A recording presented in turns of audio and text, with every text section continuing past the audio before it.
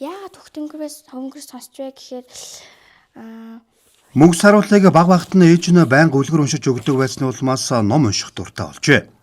Нэгдүгээр ангид суралцаж бичиг үсэг сурснаас хойш номын сангийн байнгын үйлчлүүлэгч болсон байна. би номын сангаар ороод 7 хоногт нь 2-3 удаа ирдэг. Би Монгол ардын юм уу ер нь янз бүрийн төрлийн ном уншдаг. Би 25 онд нийт 48 ном уншсан. Өөрөөр бас номын тэмдэглэл хийсэн. Сүхбаатар аймгаас зохион байгуулагддаг судраг хичээлийн төсөлд 5 дахь жилдээ оролцох гэж байна.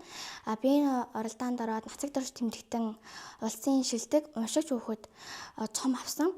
Би мөн улсын шилдэг 50 номын тэмдэглэлд багтсан. Мөнгө саруулах Сүхбаатар аймгийн номын сангаас зохион байгуулдаг судар хичээлэн төсөлд 5 дахь жилдээ оролцож байна. Уншсан номороо тэмдэглэл хөтөлж тэргүүн байр ажиллаад Бээжин хотоор аялаад иржээ.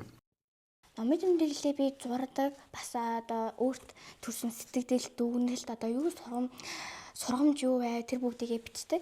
Яг энэ номын гол санаа нь юу вэ гэх зэргээр би бичдэг. Ном уншаад өөрийн гэсэн мэдлэгтэй болж байгаа өөрийгөө хөгжүүлж байгаа хүүхдэд энэ ном унших чинь ийм сайхан шүүгээд бүр илүү урам өгөөд намайг Бээжин явах тийм урилга өгсөн шиг тийм хүүхдүүдийг тэгж урамшуулаасаа гэж би хүсэж байна.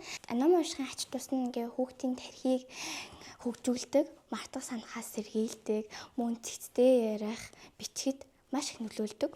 Тийм болохоор би үеийнхээ найзууд бүх хүмүүст ном уншиж, номын тэмдэглэл хөтлөөсэй гэж би хүсэж байна. Тэрээр өөрөө шүлэг өгүүлэг бичих дуртай. Хэвчлэн ээжийнхаа тухай бичиж уран бүтээлээрээ ээждээ маш их хайртайгаан илэрхийлдэг гэж байна.